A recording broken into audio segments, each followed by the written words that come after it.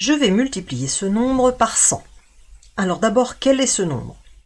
Dans ce nombre, j'ai un 5 dans la colonne des dizaines, j'ai donc 5 dizaines, 4 unités et 2 dixièmes, c'est-à-dire 54 unités de dixièmes ou 542 dixièmes.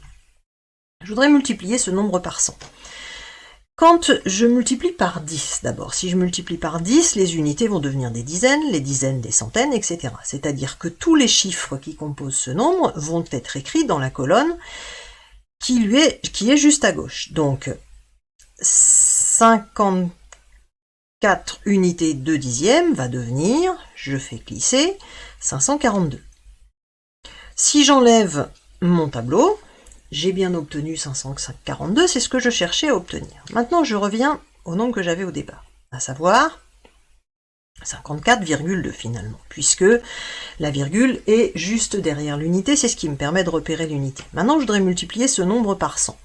Quand je multiplie ce nombre par 100, cette fois-ci, les unités ne vont pas aller dans la colonne des dizaines, mais elles vont aller dans la colonne des centaines. Chaque chiffre va suivre le même cheminement, et donc je vais avoir, je repère bien mes unités, qui vont glisser dizaines et centaines. Elles arrivent dans la colonne des centaines. J'ai donc bien ici 5 milliers, dont 5420.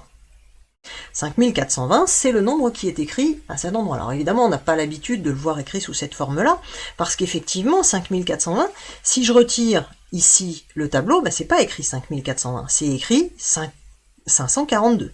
Ce n'est pas que parce que j'ai mon tableau comme ça que je peux identifier que le 5 est dans la colonne des milliers. Donc pour pouvoir résoudre ce problème, la seule solution, c'est d'écrire un 0 dans la colonne des unités.